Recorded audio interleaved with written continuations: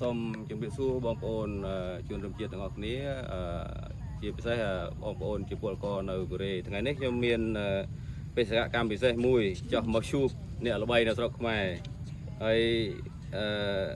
នេះជាកញ្ចប់ថវិកាមានចំនួន$500ជាមូលនិធិកូនខ្មែរនៅកូរ៉េលុយនេះគឺជាលុយ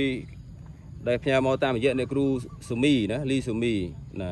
ហើយនេះកន្លែងនេះគឺខ្ញុំចេះអង់គ្លេសខ្លះដែរចូលទៅអង់គ្លេសថាយ៉ាងសាន់វាគូគីនណូធុងចាជីវ័ន Center អញ្ចឹងមានន័យថាកន្លែងនេះគឺជាកន្លែងដែលមជ្ឈមណ្ឌលអង្គការដែលគេគាំពៀគេគាំទ្រពលករបរទេសនៅពេលណាដែលយើងទៅធ្វើការនៅហ្នឹងគឺមានបញ្ហាអីគឺខាង Center នេះគេជួយហើយអ្នកគ្រូលីស៊ូមីហ្នឹងគាត់ធ្វើការនៅហ្នឹងហើយគាត់ស្គាល់ខ្ញុំអញ្ចឹងណាហើយគាត់មានភោជនីយដ្ឋានមានអីហ្នឹងអានឹងចាំក្រោយណាអត់បានបរិយាយវាឆ្ងាយទេព្រោះអីម្នាក់នេះគាត់ស្គាល់អ្នកគ្រូហ្នឹងហើយគាត់ក៏ផ្ញើ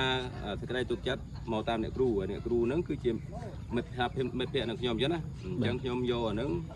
មកដល់ទឹកដីអង្គរដើម្បីជួបអ្នកល្បីណាឈ្មោះថាឆ្លងថៃប៉ាយគាត់ជាអ្នកធ្វើម្ហូបណាមានតែការធ្វើម្ហូបល្បីរបស់ស្រុកខ្មែរយើងអញ្ចឹងណាសូមអញ្ជើញអ្នកគ្រូមានអ្នកគ្រូឯងតែញ៉ាំថៃប៉ាយហ្នឹងមកទទួលចុងភៅចុងឥឡូវលួយបងប្អូននេះខ្ញុំបានមកជួបគាត់ហើយបានទទួលជូននឹងហើយអត់បានដកទេបាទមានអាយទេឲ្យគាត់អានបកខ្លួនឯងណាអានបកស៊ីងព្រោះអីមាននេះគេកាប់គេឡោហើយតែមានផ្លាយហោណាអញ្ចឹងអានបកស៊ីងទៅដំបងហ្មងអញ្ចឹងខ្ញុំមកដឹងថាណាលុយនឹងក្តាស់មិនហ្នឹងណាប្រាប់ថា$500គេប្រាប់បាទយកបាទបងបានជួបម្ចាស់ហើយញឿតិចជំនួយមកពីឆ្ងាយចាគាត់តាមដានវីដេអូបងច្រើនណាជំនួយនេះអូដាក់ទៅក្នុងក្បូរកាយអាយ៉ា$500មែនមកសិននេះទៅបើតែសាកាត់មកលេងសៀមរាបហើយខ្ញុំទេទៅ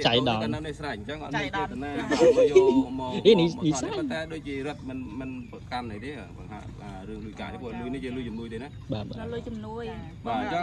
ខាងអូនវិញអូនមានមតិបយណាណាចំពោះជំនួយនេះណាគេចាក់អារម្មណ៍គេឲ្យយើងចាត់ចែងតាម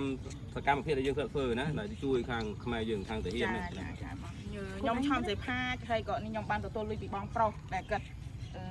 ផ្ញើតាមដែលគេផ្ញើតាមដែលបងកូរ៉េផ្ញើតាមគាត់យកមកជូនខ្ញុំដើម្បីទិញអ្វីអាវ៉ាន់ឬមួយសម្ភារៈ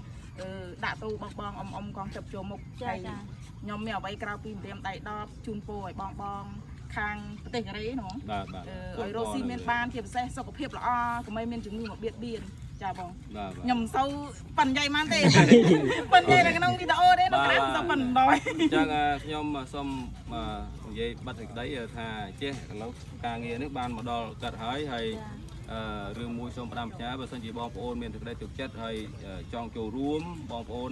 នៅកូរ៉េទៅកន្លែងហាងរបស់អ្នកគ្រូស៊ូមីណាទៅជាមិត្តភក្តិខ្ញុំនឹងអ្នកគ្រូលីស៊ូមីកម្ពុជាស៊ីកតាំងមានន័យថាហាងភោជនីយដ្ឋាន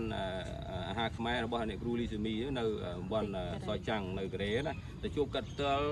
និយាយដំណើរដើមតងសួរនាំហេតុផលមកដើម្បីមានទំនុកចិត្តរួចហើយ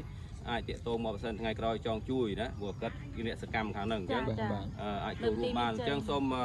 ជូនពរបងប្អូនជាពលករនៅហ្នឹងសូមជួយថែរក្សាសុខភាពបានល្អណាស្រឡាញ់សុខភាពហើយអាចចូលរួមបានបើសិនជាបងប្អូនចង់ចូលរួមអញ្ចឹងនេះគឺផ្ទាល់ខ្ញុំនឹងយកមកឲ្យដល់ដៃអញ្ចឹងណាបាទអញ្ចឹងសូមជូនពរម្ដងទៀតណាជូនពរមានសំណាងល្អបាទបាយអរគុណច្រើន